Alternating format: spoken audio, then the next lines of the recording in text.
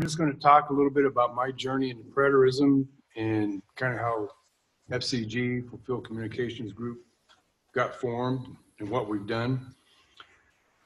To paraphrase the comedian Steve Martin, no relation, I was born a poor dispensationalist child, but a funny thing happened on my way to the rapture. I was introduced to preterism by a Christian co-worker named Bill. For those of you that have seen the video, you've seen Bill, seen my journey. When I first heard about preterism, my initial reaction was, "You got to be kidding, right?" So I figured that I would do some studying and find the holes in it and get Bill's theology straightened out and get him back on the straight and narrow.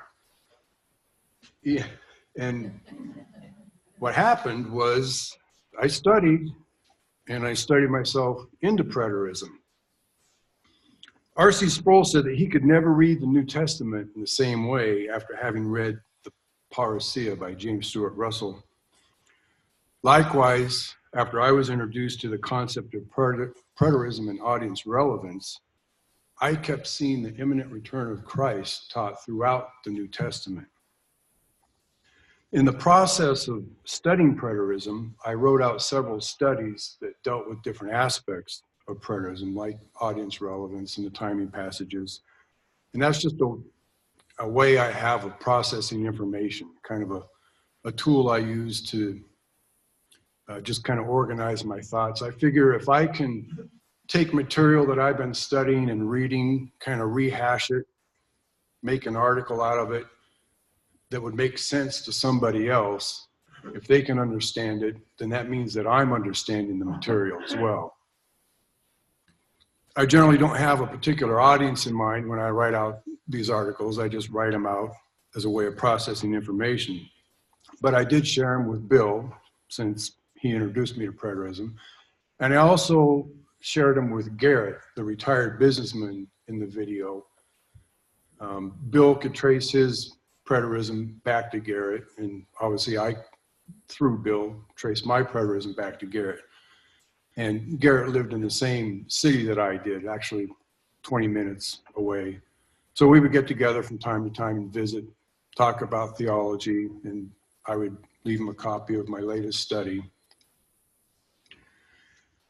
One of the studies that I wrote was titled "All These Things," based on Paul's statement in 1 Corinthians 10:11, which we've read earlier today, that all these things, or all the events of the Exodus, were examples, or more literally in the Greek, types of the New Testament generation upon whom the ends of the ages had come. I started to see many of the details of the Exodus as foreshadows of the events experienced by the first century church. I later learned that this premise was not new to preterism or to preterists, but it was new to me at the time. I remember spending a weekend just kind of going through those details and laying out the study and laying out the typology and creating a study out of it, which later became the chapter, "The Veiled Generation," in my book. I prefaced the beginning of my study with a disclaimer that went something like this: although typology does not determine theology, it may at times help tip the scales of interpretation one way or the other.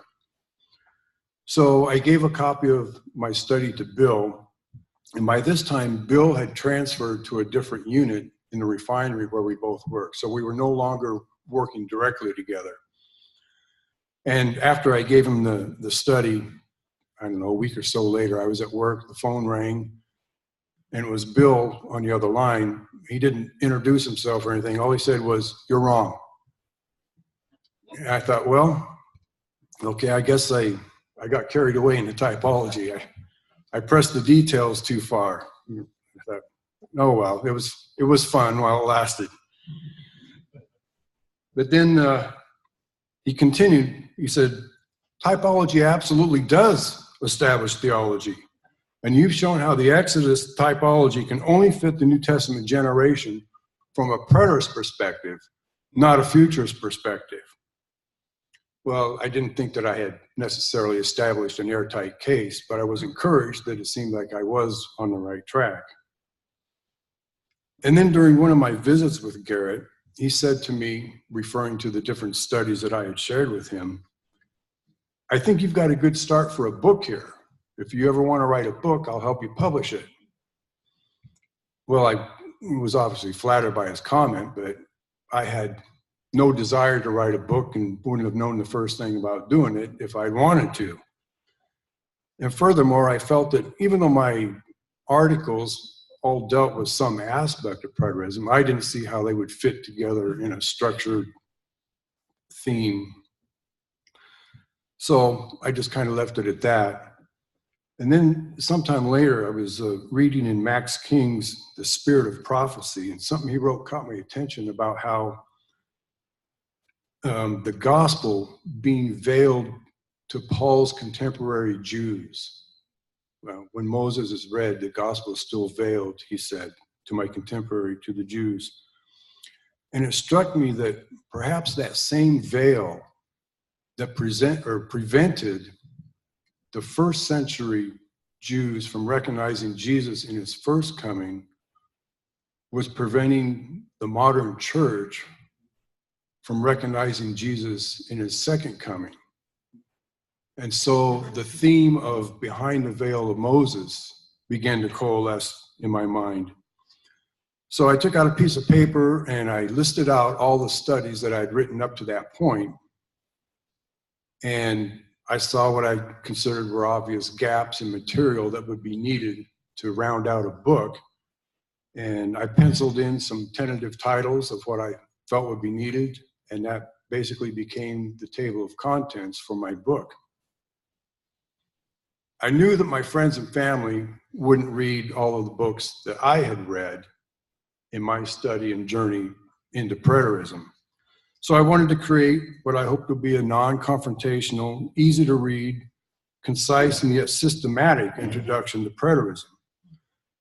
Unfortunately, when you're dealing with a paradigm shift as large as one is going from futurism to preterism, it's hard to be concise and thorough when you have to cover so much material. So my book ended up being well over 400 pages long.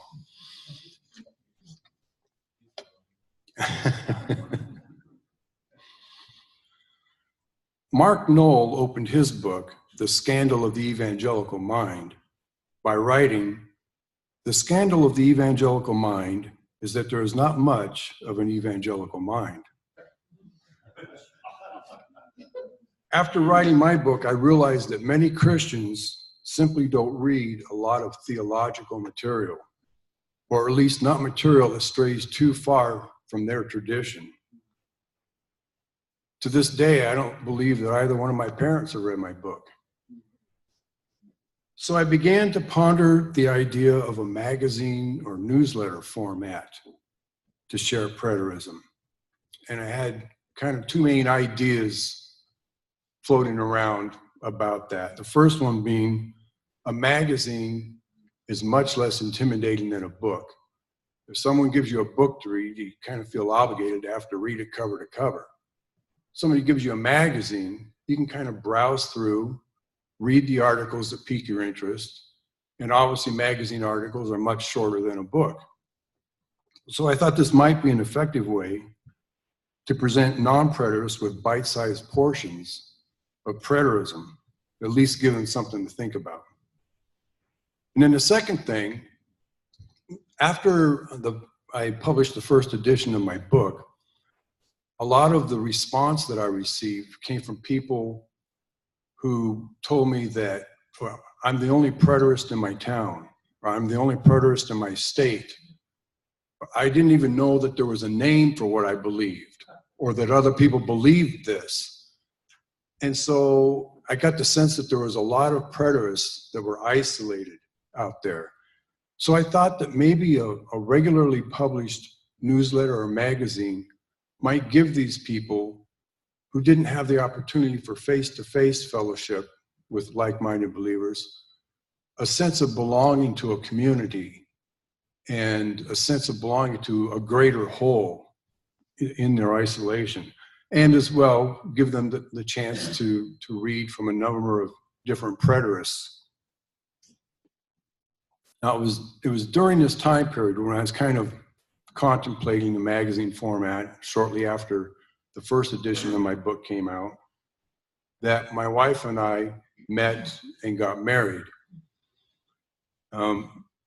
Before we got married, she was in Missouri. She worked at Missouri State University, and she was a document production specialist, which meant she dealt with interdepartmental letters, edited, proofread, did mass mailing lists for recruitment letters and such, took part in the development of course catalogs, interfaced with the printer to get those sent out. So not only was she a perfect match for me, she was a perfect match for the creation of FCG and the beginning of a preterist magazine. So after we got married and talked about it for a while, we decided to go ahead and start a magazine and see what kind of response we got. And our friends Garrett and Beverly Brown graciously subsidized the magazine for the first couple of years until our reader base grew large enough to be able to support it. And then it was during those first few years when it was obvious that this was something that was wanted and desired in the preterist community. We went ahead and formed a nonprofit corporation, Fulfilled Communications Group. So we're either in our 11th or 12th year now of publishing the magazine, and we've published articles by dozens of different authors on a host of different topics. And at some point during those years, I think we've mailed copies to nearly 30 different countries overseas. So after a number of years of doing the magazine, I then started to think about doing a video. It just seems that video is now the media of communication. You know, so many people don't like to read, but it seems like everybody will watch a video. Now, how many times have you found yourself watching the first few minutes of a TV program that you would have never planned to watch, but you saw the first few minutes, you got hooked, and there goes an hour of your life. And it's just much more easier to watch a video than it is to read a book. I actually saw a video interview with Tim LaHaye talking about the value of video as a means of communication because it utilizes two different senses, auditory and visual, so the message is reinforced. During my early years of studying preterism, I had actually written an article titled, "You've Got to Be Kidding, Right?" which was a brief introduction to preterism based loosely on my journey. So I dug out that article, began refining and expanding it, and mulling over concepts of how I could create a video out of this. I knew that I didn't want to just sit in front of a camera and read the article. I wanted to have other footage to keep the viewers engaged and interested. In fact, I would have preferred to have not been on camera at all, but I just wasn't creative enough to figure out how to do that. So we ended up turning our family room into a studio set, rearranged the furniture so there'd be enough room for the camera and the lights, and still have the bookshelf and desk set up to where it looked like I'm kind of sitting in a study. And I found online some plans for a do-it-yourself teleprompter stand made out of wood. It just had a little shelf where you put your laptop to display your script, and then brackets for two-way glass, two-way mirror to reflect it so that I could read it. And I gave those plans to another coworker who was just a handyman, you know, build things in the garage kind of guy. So he built the stand for us. And then I also found some free teleprompter software online that would take a Microsoft Word script and reverse it so that when it reflected off the mirror, I would be able to read it. Unfortunately, you get what you pay for, and it became pretty glitchy. I would be reading the text, it would scroll, Kayla would scroll the text once we started the scene, and sometimes it would just stop scrolling. And I would keep reading, hoping that it's going to start soon, and cut, we got to do that one over. And finally, I think it just kind of gave up the ghost. I think we ended up, I just kind of had to memorize the script one scene at a time, and we'd sit down, shoot that scene, then I'd work on memorizing the next scene, which is how we did it when we filmed on location up at Garrett's property, because we couldn't lug a teleprompter stand and stuff with us. So I would just memorize those scenes one at a time. We would shoot it and then move on. We also painted one wall of our garage green to make a large green screen out of it, like the way that they produce the weather on the newscast. The weather person is standing in front of a green screen, and production replaces that with a map. So I had some industrial photos, digital photos, that I used to replace the green screen with. And Bill and I brought home our coveralls and our hired hats, and we stood in front of our green wall in the garage and filmed those scenes that look like we're talking about preterism at work. On one scene, I actually, it showed some pipes running along, and Kayla did all the camera work basically. And when we were doing the green screen, the setup was such that she could see the scene with the digital photo in it. Bill and I are just looking at a green wall. So I actually, in one scene, I had my hand up on the wall, and she could tell where it was on the picture. So it made it look like I'm kind of leaning on this pipe. So I'm just touching the wall, but she got me dialed in, and we shot the screen just for a little more buy-in, to make it look a little more natural, like Bill and I are just standing out there having a conversation out in the unit.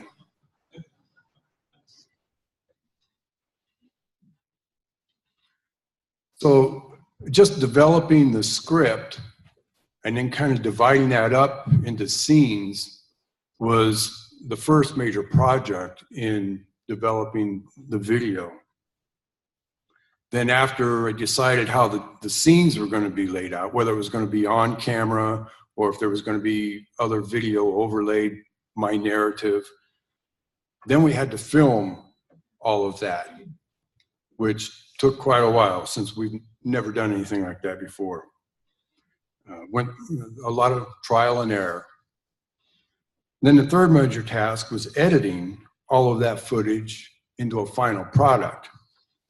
And having never even used a video camera before, let alone editing video, I spent hours learning how to stitch together these different scenes, use transitions, make title overlays, and basically do everything that you see on the video. I spent a lot of time Googling things, going to help. And then I also had to do some research to make sure that we weren't violating copyright laws from the clips that I used from major motion pictures. So after a year and a half, or maybe a little more than that, we finally had a DVD product. And I believe that we eventually distributed between 5,000 and 6,000 copies of that. And we received many positive reviews, and preterists felt comfortable sharing it with their friends and family, which was our primary intent. We wanted to make something that was a general introduction to preterism that didn't get into the divisive details. So whatever your flavor was, you would still feel comfortable handing out this video. And we wanted to price it. We weren't trying to make money off of it. We were just trying to recoup the costs of production. So we wanted to price it to where people could buy copies in bulk and not feel like they were going broke giving them away. And based on the reviews and the response we got, I've even had people mention it in this conference that they've given away many copies of it. They felt comfortable doing that. So it appears that we were successful in our goals on that. So those are the major highlights and milestones in my preterist journey and in the lifetime, I guess, of FCG. And just as a reminder, my final presentation tomorrow, I'll do a question and answer session for any questions that you might have regarding the magazine or the video or my book. If you can write them out and give them to me or Kayla or leave them by our book display back there, that would be helpful. That would keep us from having to pass the microphone tomorrow. That's it. Thank you. God bless.